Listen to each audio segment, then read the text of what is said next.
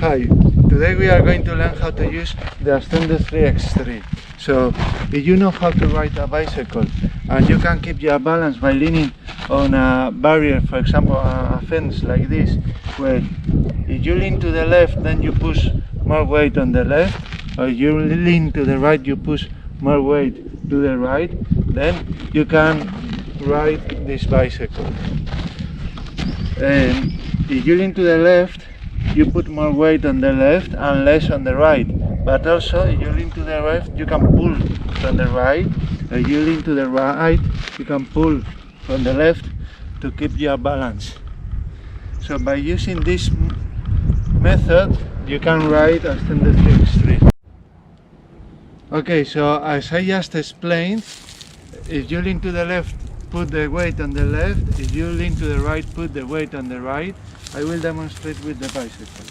So I need to block the suspension, otherwise so when the suspension is blocked it's easier, and then I keep the balance like this. If I lean to the left, I put the weight on the left. If I lean to the right, I put the weight on the right.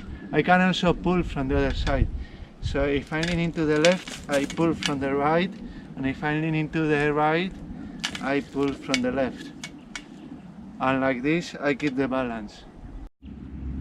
One common mistake is to try to keep the balance as if you were in a bicycle. So if you lean to the right, then you start transferring your weight to the other side, and then you lose the balance, because you cannot transfer your weight to the other side. If you lean to the right, you press on the right, you put your weight on the right.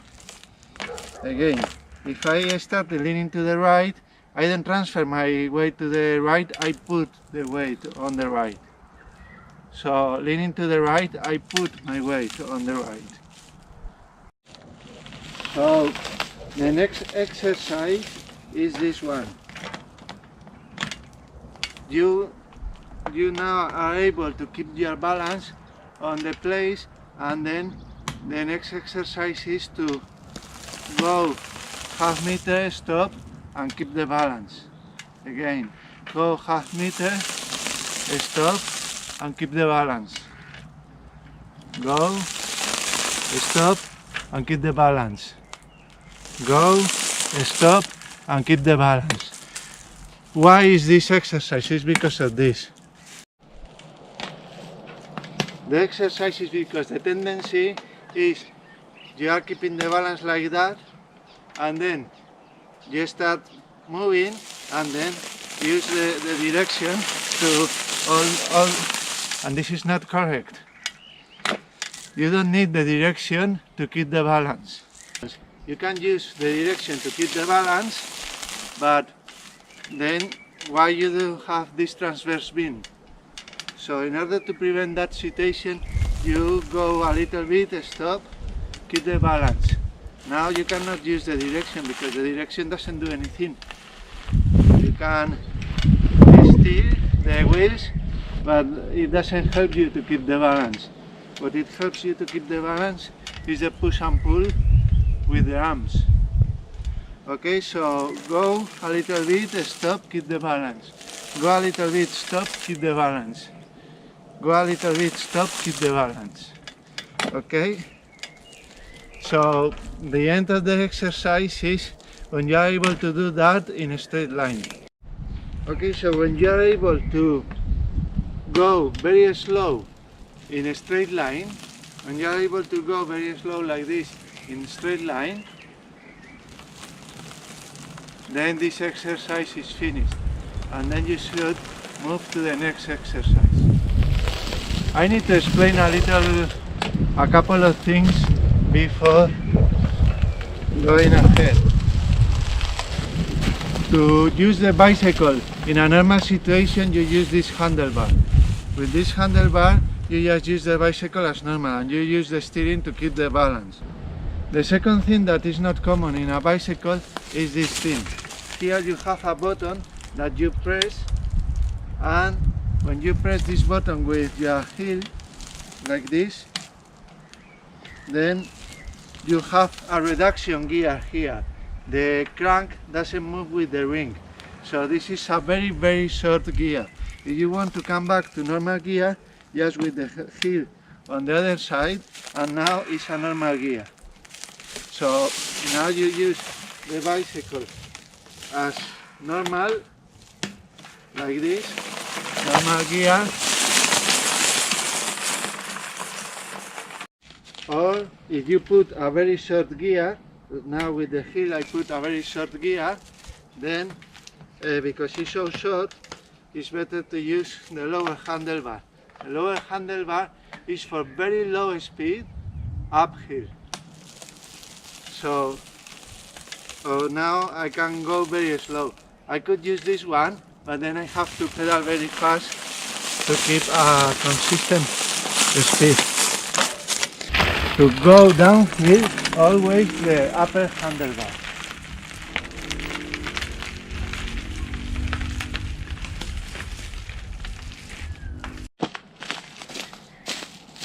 Okay, so now we are in the position to try to attempt the first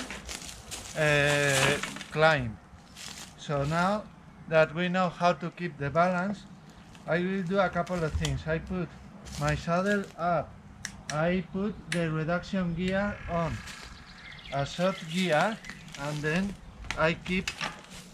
I lock the suspension and I keep the balance without speed like this.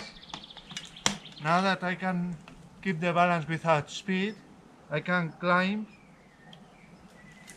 a little bit, stop and keep the balance. Climb and keep the balance. I'm not using the steering to keep the balance. I'm using the transverse beam. So climb and keep the balance. I don't need speed to keep the balance. I can go even backwards, like this, because I'm keeping the balance with the transverse beam, not with the steering. The steering is independent of my balance. I can steer to the right or to the left and choose the best path, but the balance is because I'm pushing and pulling with my arms. So I keep going higher, and then I successfully climbed this bit. In a conventional bike, when the traction is not good, you don't use the shortest gear. But in this one you can use a much shortest, because you don't need the speed to keep the balance. So a very short gear allows you to control the torque on the rear wheel, like this. The traction here is not good, but it's going to climb.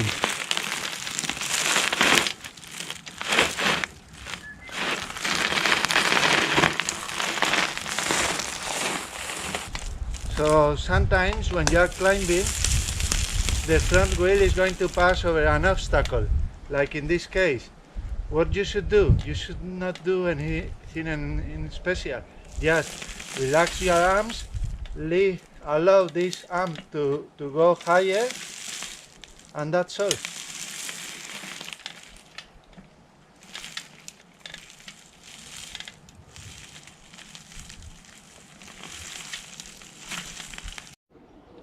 So these are the basics of how to use an Ascendo 3X3.